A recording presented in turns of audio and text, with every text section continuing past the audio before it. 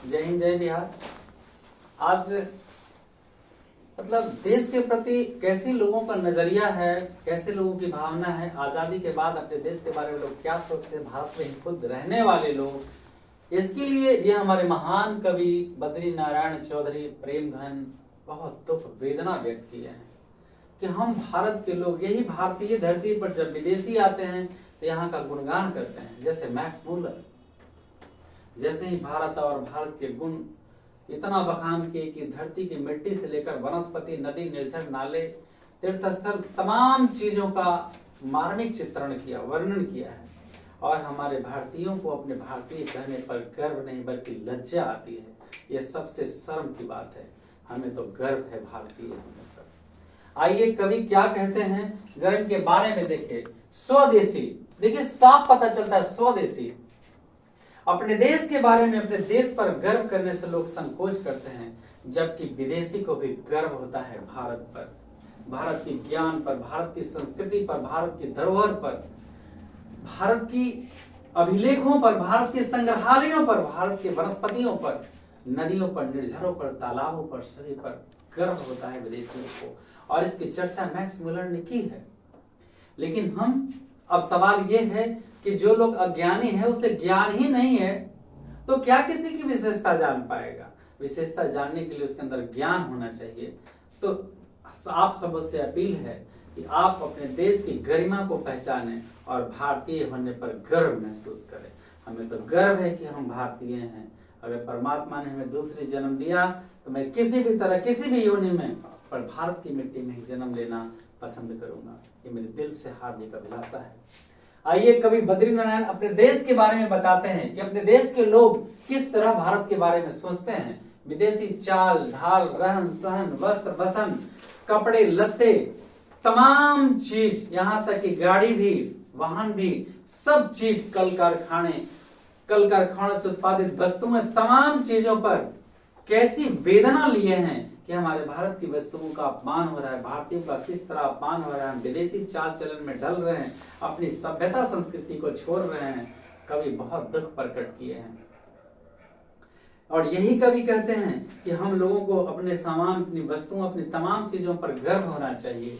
और ये संकेत दे रहे हैं कि वापस लौटिए, पहचानिए अपनी भारतीयता को, न कि हम दूसरे की संस्कृति को अपनाकर अपनी संस्कृति को भुला जाएं। दूसरी भाषा सीखना गलत नहीं है, अपनी संस्कृति, अपनी सभ्यता, अपनी भाषा को भुला जाना गलती है। आइए देखते हैं स्वदेशी, अपने देश के बारे में कवि ने बहुत ही मार्मिक चित्रण और अपना विचार प्रकट किए हैं। पहले हम कवि के बारे में थोड़ा जान ले।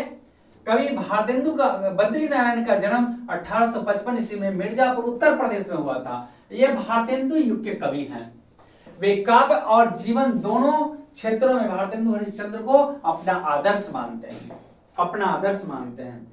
भले आज हमारे देश में जो हो, पर प्रधानमंत्री नरेंद्र मोदी एक समय था कि हमारे नीतीश कुमार को अपना आदर्श मानते थे। भले आज जो भी हो, लेकिन हम कहीं कहीं देखते हैं कि तमाम भाषणों में हमारे मोदी जी कभी नीतीश जी के बारे में नहीं कुछ कहे हैं और न नीतीश जी मोदी जी के बारे में कहे।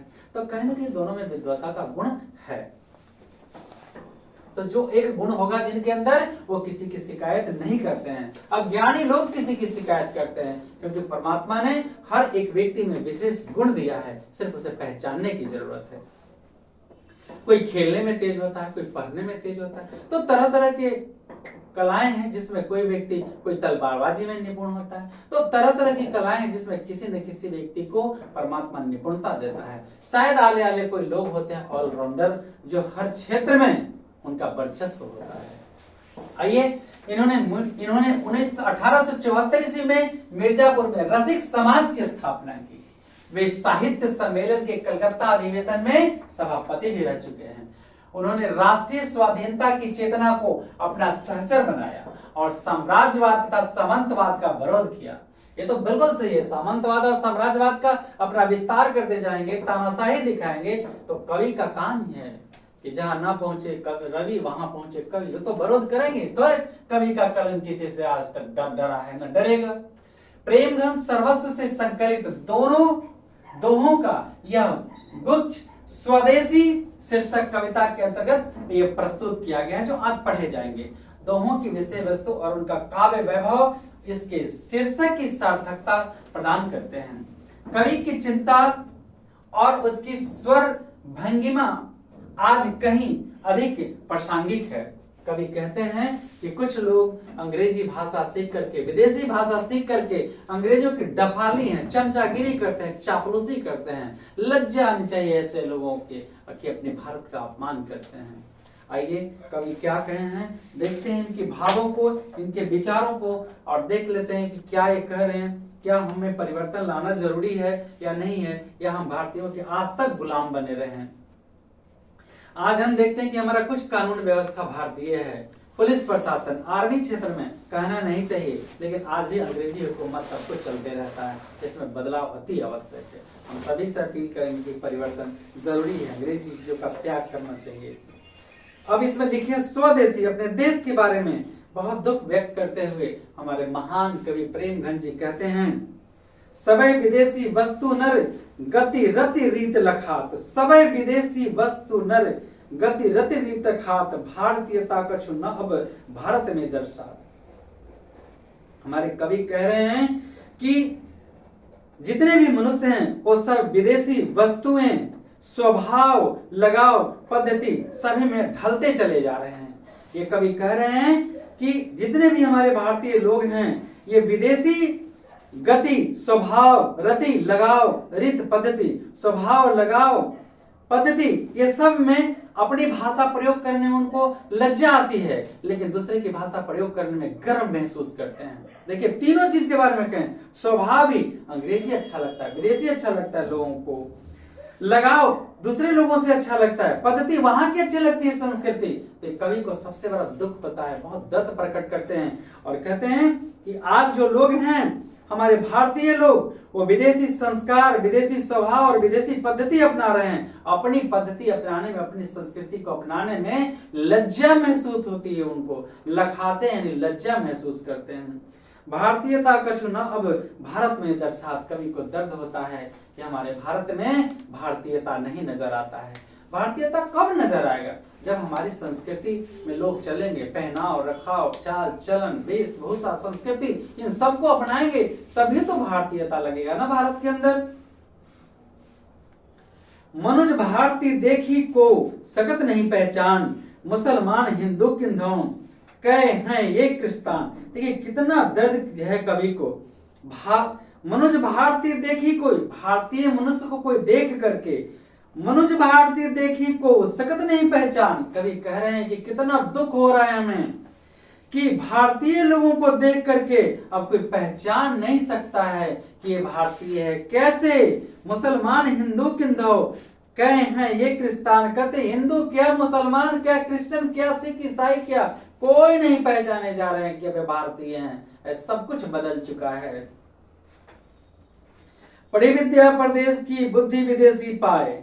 विदेश में गए, विदेशी पढ़ाई किए, पढ़ी विद्या परदेश की, विदेश गए, विदेशी पढ़ाई पढ़े, बुद्धि विदेशी पाए, और विदेशी बुद्धि, रहन सहन, चाल चलन सब हाय बाय। या हमारे संस्कार में हाय बाय नहीं है। हमारे संस्कार में घुटने टेक के नमस्कार लोग करते हैं, हाथ जोड़ के करते हैं, पैर छू के करते हैं। बाय ये कौन सा, बाय कौन सा है? देखिए तो इन चीजों का त्याग करना चाहिए। आप लोग विद्यार्थी हैं, सीखिए अपने भारत के रहन सहन, गुरुकुल में कैसे पढ़ाया जाता था। तो आज सबसे पहले तो शिष्टाचार में, आज आते ही स्कूल में लोग बोलते हैं, सर बोलते हैं good morning, good morning, good morning. अरे गुड मॉर्निंग का सर आपको पता है गुड मॉर्निंग का मतलब क्या होता है?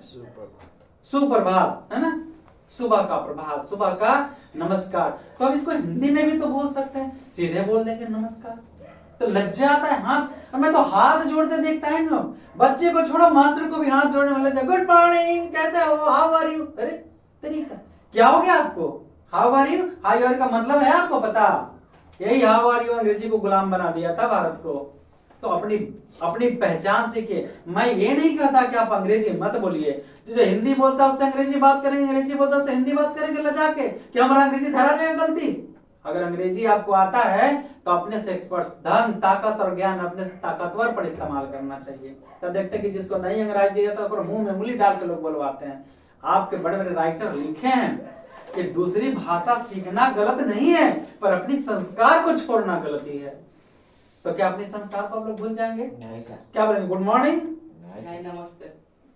अरे जैसे सॉरी बोलते हो ना यार, सॉरी, ये थोथना से सॉरी, लेकिन क्षमा कीजिए, देखिए दिल से आता है। तो हमारा भारतीय संस्कार कितना है, हम किसी के पैर छू के प्रणाम करते तो सर उनके नीचे चला जाता है। सर कहाँ, तो उनका हाथ दुआओं के लिए अवश्य उठेगा। गुड मॉर्निंग, सीना ताने सर उठाए में कहते गुड मॉर्निंग, जैसा थप्पड़ मार रहे हैं किसी को। गुड मॉर्निंग का मतलब थप्पड़ मार रहे हैं किसी को। अरे सर झुकना चाहिए माँ बाप के चरणों में, बड़े के चरणों में, जिसे हम आदर सम्मान करते हैं। मंदिर, मस्जिद, गिरजाघर, गुरुद्वारा में सर झुकना चाहिए। पहले के जमाने में मंदिर, गिरजाघर, गुरुद्वारा का छोटा सा दरवाजा होता था कि लोग सर झुका के उसके अंदर प्रवेश करें कि सबसे ऊपर कौन है, अल्लाह है, भगवान है, गॉड है, ईसा है, पैगंबर है। कितना घर में भी होता है सर, अपना घर में भी होता है, देवता घर में खास करके होता है। देखिए हमारे शिव मंदिर में दरवाजा छोटा है, सर झुका के जाते हैं नहीं। पढ़ी विद्या परदेश की, बुद्धि विदेशी पाए। विदेश में लोग पढ़ते हैं, अब विदेश के बुद्धि ले लेते हैं। चाल चलन प्रदेश की, कई इन्हें अति भाई। अब विदेश जाके चाल चलन रहन सहन सब सीख लेते हैं, वही उनको अच्छा लगता है। भाई कमर में हाथ डाल के चलना। रे हम भारतीय संस्कार के लोग हैं। आज मेरी दादी सर पे पल्लू रख के चलती है, माँ सर पे पल्लू रख के चलती है, तो हम चाहिए हमारे बच्चों को भी वे संस्कार सीखें।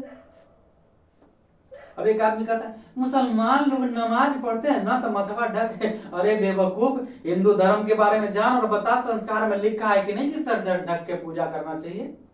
देख लो किसी चारों धर्मों में से, तो जानते नहीं हो, बकड़ बकड़ बकड़ बकड़। समझो ना, जानो ना, जानने के लिए तो सीखने का इच्छा नहीं है। आलोचना, आलोचना अच्छी बात है, लेकिन पहले उसके बारे में जानिए और तब आलोचना करिए।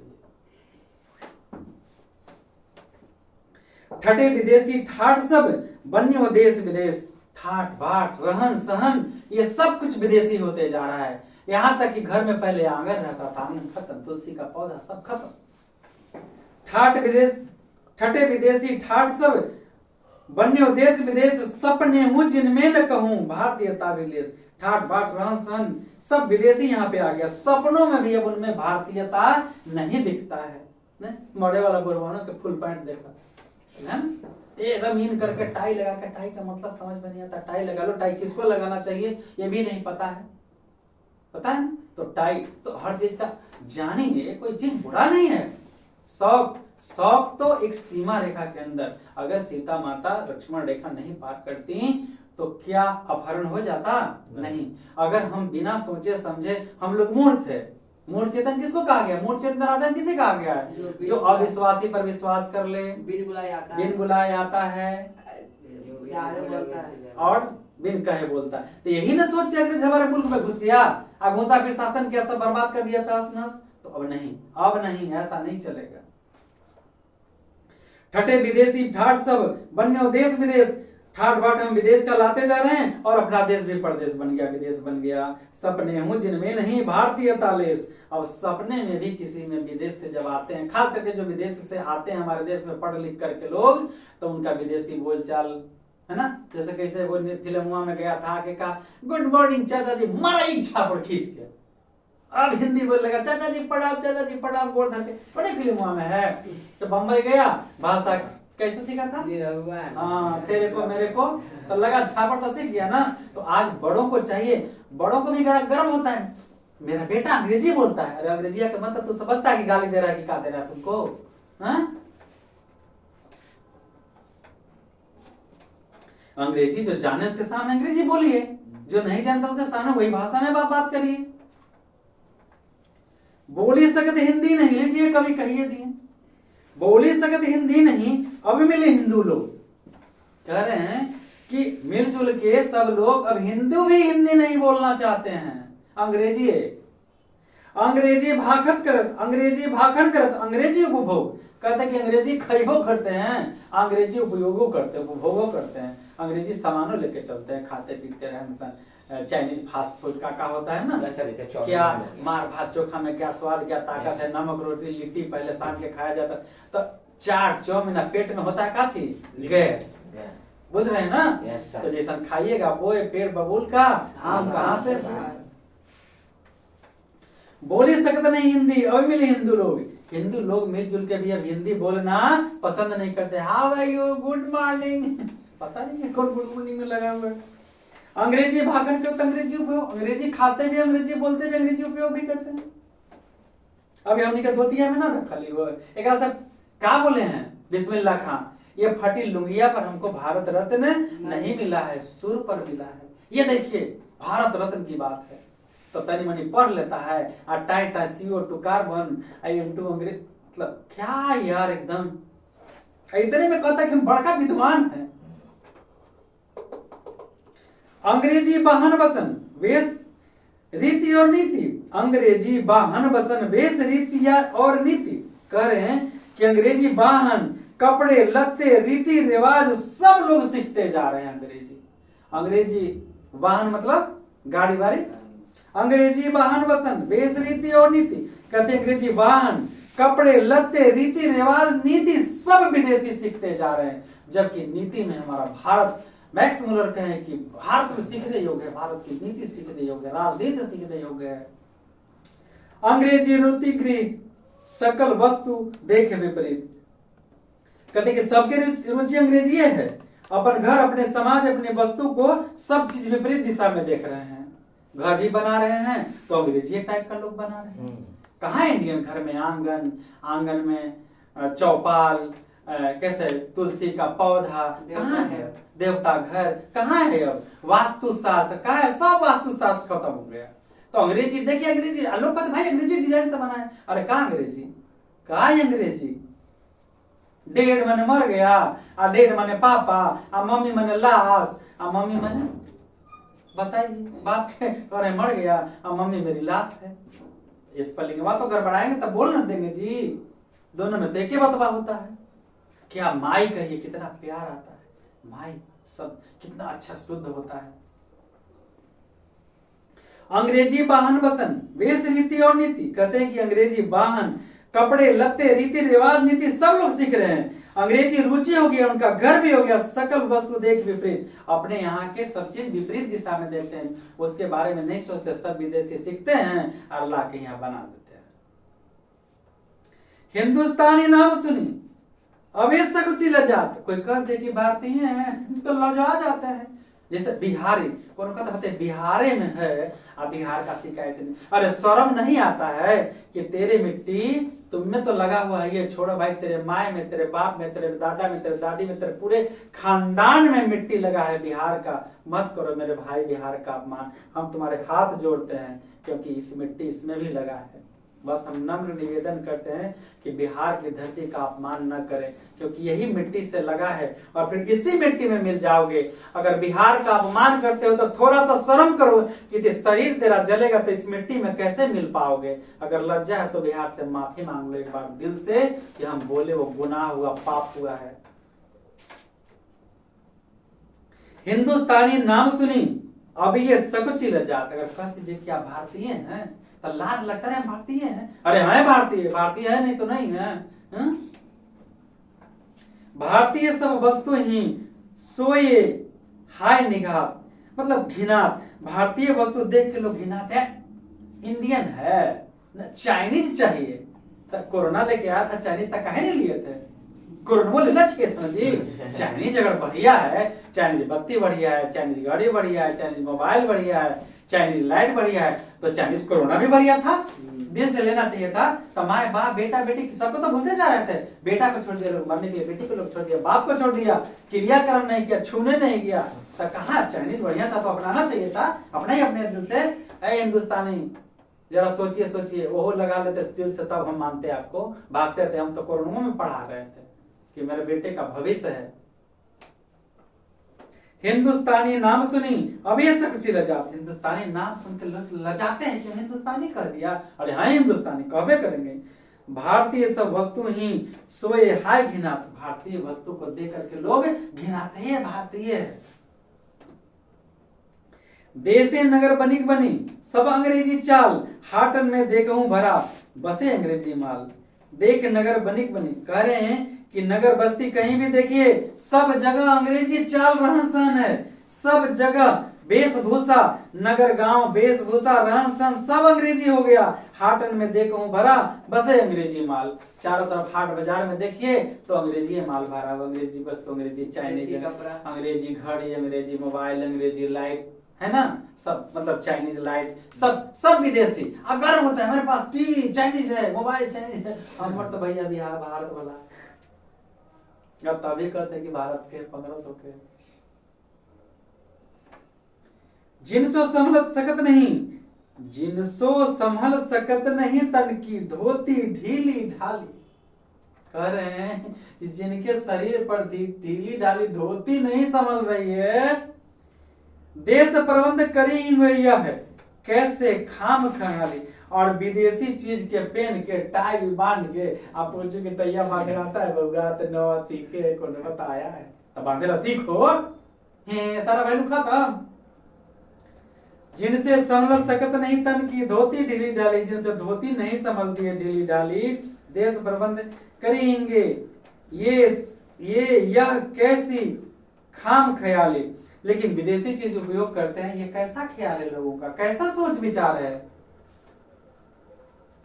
दास वृत्ति की चाच हूं, दिसी चारहूं वर्ण बढ़ाली।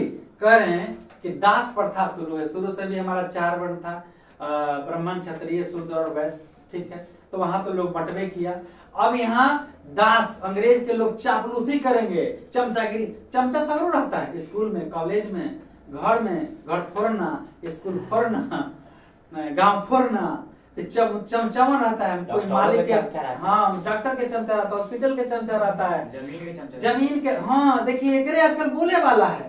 ईमान से रोटी कमा के खाओ यार, नमक की रोटी खाओ ना, का मजा आएगा। ना तो हराम के खाओगे, शुगर ब्लड प्रेशर बड़का भर हॉस्पिटल में जाओगे। हमने 2 रुपया का दवाई में ठीक हो जाते हैं, कोई तो 2 लाख लग जाता है।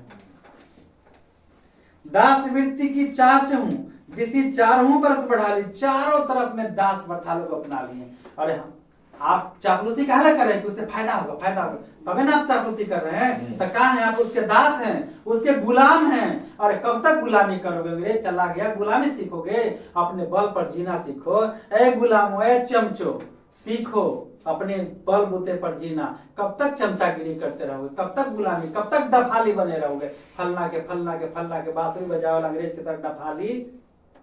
दास वृत्ति की चाच हूं, दिसी चारहूं पर, चारों तरफ में दास प्रथा अपनाया। अंग्रेज चला गया, बाकी दास प्रथा चमचागिरी आज भी हो रहा है।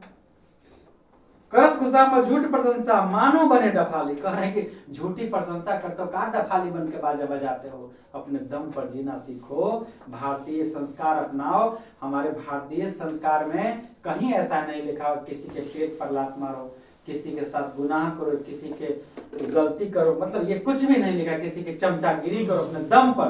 बाबू कुंवर सिंह किसी की चमचागिरी स्वीकार नहीं किया कि आ जाओ 80 बरस में उठा लिए तलवार। झांसी की रानी 25 फीट ऊपर से घोड़ा छलांग लगा दिया। वो रानी ने खूब लड़ी मर्दानी, वो तो झांसी वाली रानी थी। घुटने के उठेंगे। ये हमारे भारत की बेटियां और भारत के धरोहर, हमारे वंशजों पूर्वजों की ये निशानी है। तो डफाली आप लोग बनोगे, चमचागिरी करोगे किसी का, नहीं ना। उसको शर्म नहीं आता है चमचागिरी करे वाला के। और जो ऊपर वाला का लाठी पड़ेगा ना, ऊपर वाले के लाठी में कभी आवाज नहीं होता है। अब जरा कुछ प्रश्न है वो देख लेते हैं फटाफट।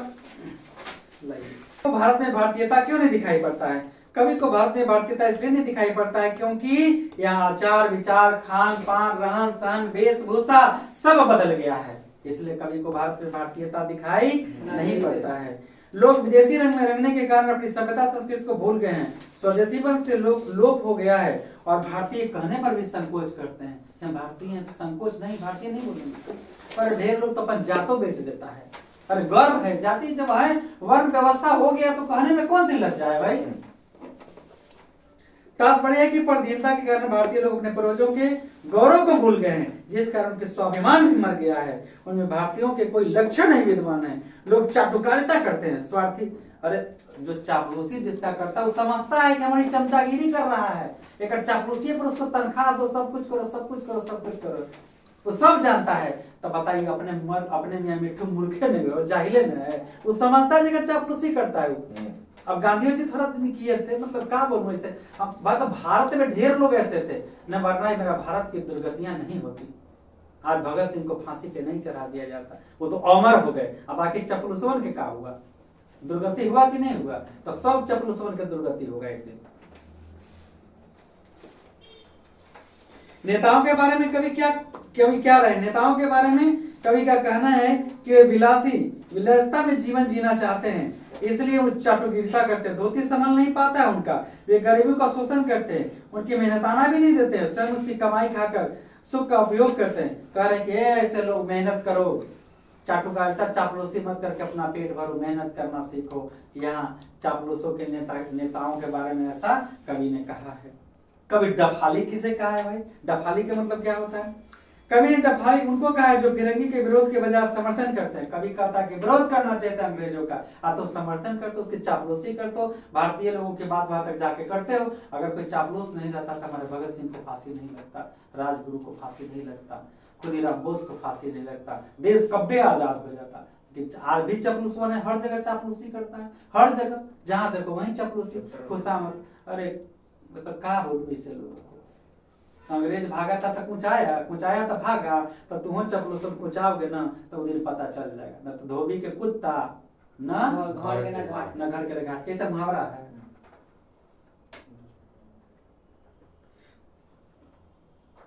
वैसे लोग जिनका स्वाभिमान मर चुका है या देश प्रेम की भावना उनको शुभ योग की चमक दमक से लुप्त हो गई है। तात्पर्य यह है कि जो स्वार्थ सिद्धि के लिए फिरंगियों की झूठी प्रशंसा करते मस्त हैं, अथवा पद या प्रतिष्ठा की प्राप्ति के लिए दिन रात उसकी खुशामद करते, सब जगह खुशामद करे वाला चमचागिरी। हम कंपनी में थे अपने देश में, तब देखे थे चमचागिरी थी।